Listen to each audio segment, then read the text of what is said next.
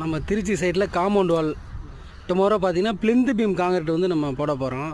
இந்த compound wall பார்த்தீங்கன்னா pillar பார்த்தீங்கன்னா கீழே வந்து நம்ம வந்து 6 ஃபீட்டு எப்பவும் போல் வீட்டுக்கு பண்ணுற மாதிரியே ஃபவுண்டேஷன் நம்ம தோண்டி 6 அடிக்கு நம்ம பில்லர் ரைஸ் பண்ணி ப்ராப்பராக பிசிசி பண்ணி அதுக்கு மேலே கல் வச்சு நம்ம பிளிந்த் பீம் வந்து நாளைக்கு வந்து நம்ம வீட்டுக்குன்னா 1.5 அடி பீம் கொடுப்போம்.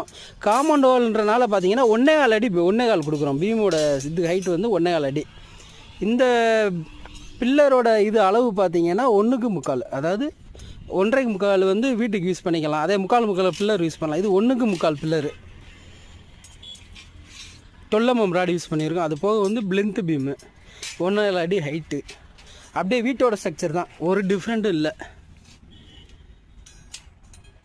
12 mm ராடு யூஸ் பண்ணியிருக்கோம்.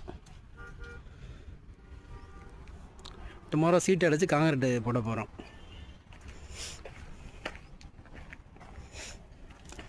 சேம் அப்படியே வீட்டோட ஸ்ட்ரக்சர் தான். கீழே என்ன ஃபவுண்டேஷன் பண்ணி நம்ம பிளிந்த் பீம் எப்படி இது பண்ணுறோமோ அதே மாதிரி தான். இது பார்த்தீங்கன்னா லைஃப் வந்து நல்லாயிருக்கும். இதுதான் ப்ராப்பர் காம்பவுண்ட் வால் ஸ்ட்ரக்சர். பார்த்தீங்கன்னா இதுதான் ரெடிமேட் காம்பவுண்ட் வால். பார்த்தீங்கன்னா ஒரு மேக்ஸிமம் 5 years to 8 years தான். 10 yearsக்கு அப்புறம் அது வந்து பெஸ்ட்டு. இந்த மாதிரி செலவு பார்க்காம நம்ம பண்ணிட்டோம்னா அது பாட்டுக்கு லைஃப் லாங் இருக்கும் காம்பவுண்ட் வால்.